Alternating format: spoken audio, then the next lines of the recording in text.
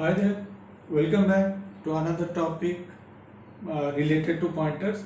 Pointers, till now, whatever we have discussed from here, it is going to be a bit more difficult.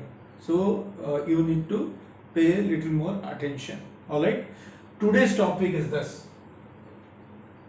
Guess it? Guess the full form? It's dynamic memory allocation. Very important. Why?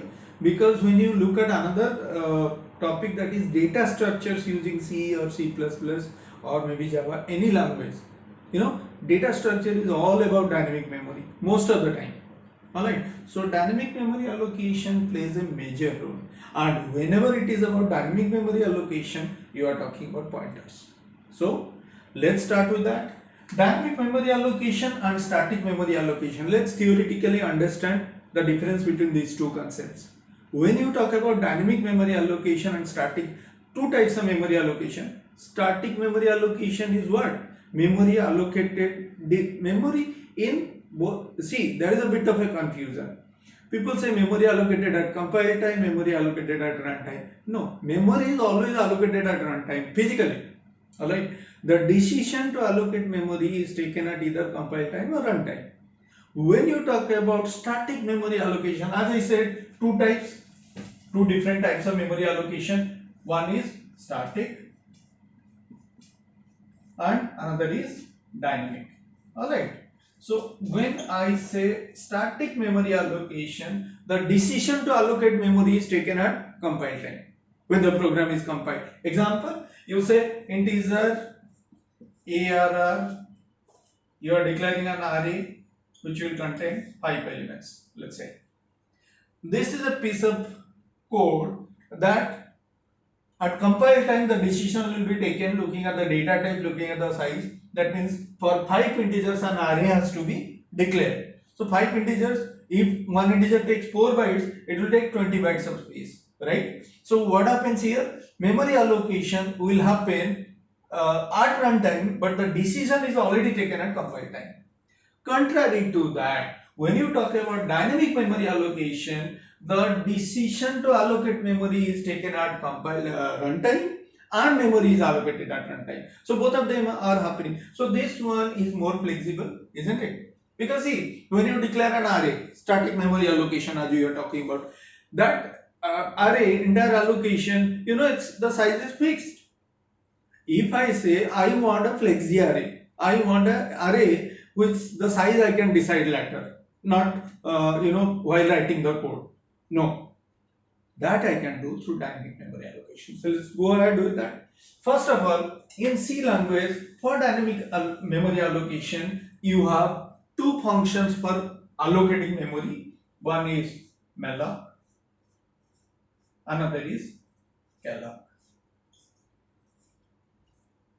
These two functions are there. Okay, malloc and calloc, bit different. The difference I will tell you. What is the basic difference between the two? These two functions are used to allocate memory, and there is a function called free function which is used to deallocate the memory, which is allocated using malloc or calloc. Okay, so let's first of all quickly go through the syntax of these three. Then of course we look at the examples and we discuss the difference between these two, malloc and calloc. Alright, let's go ahead. Look at the first slide. Malloc function. It stands for what? Memory allocation. Syntax, look at the syntax. Pointer is equal to cast type malloc size. What does that mean? Cast type. The memory allocated, see, when memory is allocated to you, it is allocated in number of bytes. Let's say 80 bytes or 100 bytes. What you keep in that memory depends on you. Suppose I allocate 40 bytes of memory in which I want to keep only float values. Look at that example, then you will be more clear about that cast type. What it says, floats asterisk. That means float type pointer. See, malloc simply allocates memory, and what it does, it will return a void type address. That simply means it's a generic address which it returns. But generic address will not do, it has to be converted into a proper address. That Means what? Here malloc will allocate 10 into size of float. Size of float is how many bytes? 4 bytes. So 40 bytes is allocated to you. 40 bytes of memory is allocated to you. Okay. Now look at this on the board. Alright. 40 bytes, a single block of 40 bytes consecutive memory locations is allocated to you. 40 bytes. How many bytes? Alright. 40 bytes. But what you keep over here depends on you. Supposing I want to keep only characters over here.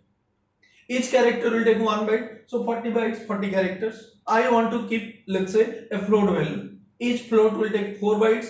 So 10 float values I can keep over there. So that is what this casting is all about. When I say casting, let's go back to that slide. You'll understand better. Okay, look at that. It says what? Float asterisk. That means the entire block of 40 bytes will be divided into 4 bytes each. That means 10 blocks of 4 bytes each. It will be divided into 10 into size of float 40 bytes. And how it is divided into those 10 blocks of 4 bytes each? Because of that float asterisk, the casting, the cast type. Got that? malloc. Let's quickly move to calloc. The next slide. Calloc, as the name suggests, contiguous allocation. Contiguous allocation. Calloc is for contiguous allocation. Syntax, a bit different from malloc syntactically. Cast type will be there. Calloc. Then what it says? N is the number of elements, comma size. There you have what? N into size. In malloc, in case of malloc, what you have? N into size. But here it is n comma size. Got it? That is the difference. Okay. So here what I am doing? Float asterisk calloc 25 comma size of float. 25 blocks of how many bytes each? Size of float is 4 bytes. So 25 into 4, it will automatically allocate 100 bytes, which will be divided into blocks of 4 bytes each. Got it? Calloc function. I hope you got this calloc function. Now finally, let's talk about free function. The next slide. Okay. Syntax free, the pointer which holds the starting address of the block which is allocated to you. Okay, got this? So these are the function which we'll be using. Well, got this, all of you? Now, malloc, let's first of all look at array, dynamic, let's talk about an array which we can create at runtime. Alright, an array that will be created based on the size supplied by the user at runtime. Look at this particular example where we'll be discussing about malloc function and free function in this example. Have a look.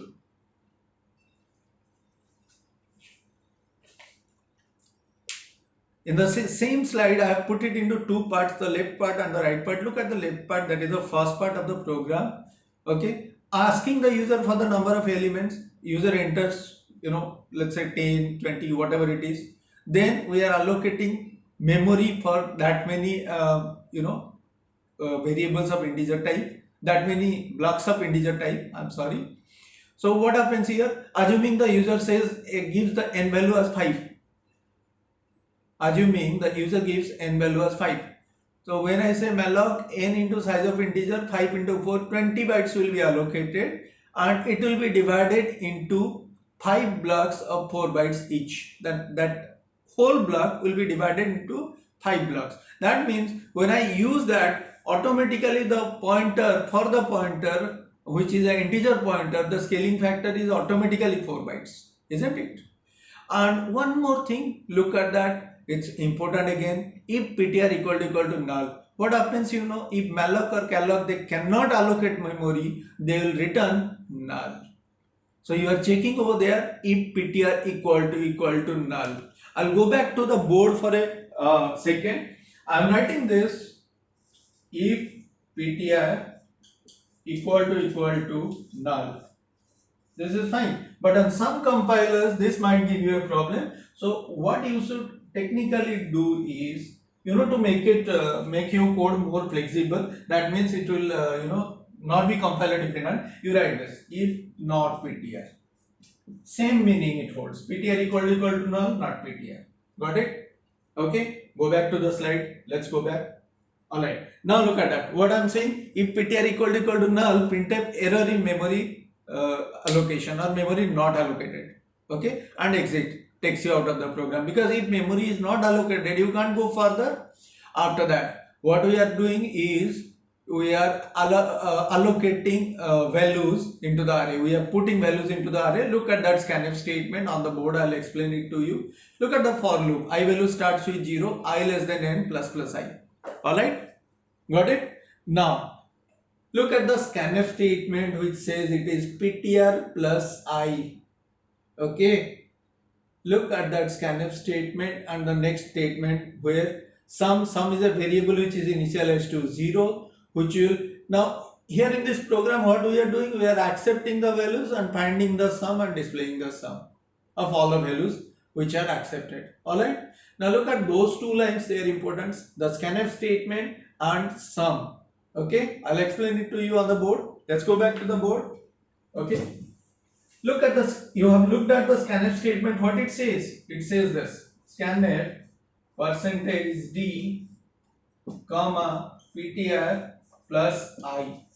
Okay, now what happens? Your block, assuming this is your block of memory which is allocated to you for 5 integers. Alright, and the starting address is 1000. This will be 1004. Assuming 1000, 1004, 1008, like that. Let me write it down below because then it will be properly visible to you. Assuming this address is 1000, this is 1004, this is 1008. It goes on. Let's understand that. Alright? Understood. Now ptr, the pointer will be pointing to this location, the base address. After that malloc statement, if you could recall in that slide. Got it? So what happens when you write ptr plus I in the loop? First of all, I value is 0. So what is the translation? 1000 plus 0 into scaling factor, that is 4. So what address do you get? 1000. So scanf needs an address. So first of all, it gets the address 1000. Next time I is incremented, I becomes 1. So now what happens here? 1000 plus 1 into 4. That is how it goes subsequently. So each location it will accept a value, and each time it accepts a value, the value gets added to the sum. Okay, for that what is your statement? Sum equal to sum plus, or sum plus equal to, you can write certain notation. Okay, sum equal to sum plus asterisk of ptr plus I. You understand this? What this gives? ptr plus I address. Assuming I value is 1, ptr is 1000 plus 1 into 4, that is 1004, let's say. Assuming I value is 1. So value at 1004, what it will be? Any value. Let's say here the value is 15, here 7, we have already accepted. One by one we are accepting, and inside the value we are doing that. Got it? The addition. So finally you get the sum. Let's go back to the slide again. Okay, so you got it? Okay. Then once you come out of that for loop, you are printing the sum of all the values that is accepted from the user. Okay, after which you are deallocating the memory using free function. It's very important. If you are allocating memory, deallocate it, otherwise it will create a clutter in the memory. Alright, and finally come out of the program. So got this example using malloc, I hope. Let's quickly move to the next example, which is about calloc. Okay, after which I will tell you the difference between these two. Alright, look at this example. Calloc and free we are using. Okay, same, almost same. The only difference is what? The syntax. Okay, enter the number of elements you say, then pointer equal to int star calloc n comma size of int. Same, isn't it? Only difference is you are using calloc in place of malloc. Got it? Got this example? Okay, now let's discuss it a bit. Okay, now see, malloc and calloc both are allocating memory for you, but understand the basic difference between the two. Suppose malloc allocates 2 bytes for you. Okay, 2 bytes of memory. Let's assume malloc allocates 2 bytes for you. These are the 2 bytes. This is address is 1001. Here the address is 1002. Just 2 bytes. Understand that. Using malloc you are allocating. Now a byte is normally how many bits? 8 bits. So here it is 8 bits. What I am showing you will be clear. 8 bits, here it is 8 bits. Now what happens? Malloc will simply allocate memory for you, and mind it, when memory is allocated, normally that memory is not free. That memory is already having some garbage, because memory is cleaned, sometimes not cleaned, some value might be there, some variable might be there, some anything it can be. It is there already, so that memory is not clear. So what happens here, when you get this memory, there is already something in this memory. When you start using the memory, you will overwrite, obviously, but it might create some problems sometimes. Calloc does what? Calloc, if you are allocating, take the same scenario, you are allocating 2 bytes of memory using calloc. If you are doing that, then calloc will do what? In each bit of this byte, it will put a 0, 0, 0. And remember, this is not value 0 or number 0, it's binary 0, zeros and ones. So it will simply initialize this entire block of memory with binary zeros. Got this? I hope you got the major difference. There are some other differences. Syntactically, there is a difference between malloc and calloc. See, this is a regular interview question. Difference between malloc and calloc. So understand the points. Let's quickly recap the points. First point, malloc syntax is, try and recall the syntax. Malloc pointer is equal to cast. Remember, cast comma cast in bracket, then malloc size of int size of chars, into the number of elements. If it is one element, you simply go for size of float or size of character, whatever it is. Contrary to that, when you look at calloc, remember the syntax, it's pointer comma n comma pointer, n number of elements comma the data type. Alright, so that is again another difference. Syntactical difference is there. Apart from that, calloc initializes the memory with all bits of the memory with binary 0, but malloc does not initialize the memory. Got it? Yet another difference is there, that is when it comes to more than one dimension. This is something very important. Later on we will discuss it in another video also. Malloc cannot allocate memory for more than one dimension. If you are using malloc to allocate memory for more than one dimension, that is, I am talking about multi-dimensional arrays, then each dimension you have to allocate memory with a separate malloc statement. But calloc can allocate memory for more than one dimension, that is multi-dimension, using a single statement. That is one of the strengths of calloc function. Remember that. Malloc can allocate memory in terms of bytes only, but calloc has the capability to allocate memory in terms of bytes as well as blocks. Okay, block size may be anything. Normally it is a multiple of 8, so it may be anything. Got this? So got all the differences between these two, malloc and calloc, for dynamic memory allocation, and we quickly went through those two examples. There are numerous examples, but time will not permit. Let's now get into another function that is again important if you are allocating memory and using it. The name of the function is realloc. This is the name of the function.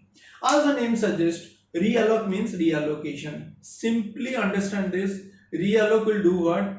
If you have allocated memory which is a certain size, let's say 20 bytes of memory you have allocated. 20 bytes is not being sufficient for you.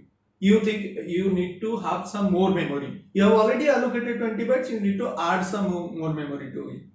So what you can do, you can change the size. Okay, by simply allocating some extra bytes, using realloc. Or else you have allocated 20 bytes, you want to shorten it, you want to cut down 5 bytes, 15 bytes you need only. So you can change the size, the same memory, it will not be allocated again. Realloc will simply change the block size. That's it. Okay. Have a look at what the syntax is. Okay, it says that it is dynamic. It is, if the dynamical memory allocated memory is insufficient, or if it is more than sufficient, then you can change the size. Syntax: ptr equal to pointer equal to the pointer which is pointing at that allocated block, that will be ptr equal to realloc ptr comma x. Okay, x is the new size. That means if I have 20 bytes, I write 15, it will simply cut up 5 bytes. If I say 25, it will add 5 bytes. That is how it works. Okay, clear? Okay, so now let's as I said, theoretically I told you how it works. Okay, better let's look at a simple example. What we'll do, we'll simply add realloc to existing example. We have already taken malloc and calloc, simply adding realloc to it. Have a look at the slide.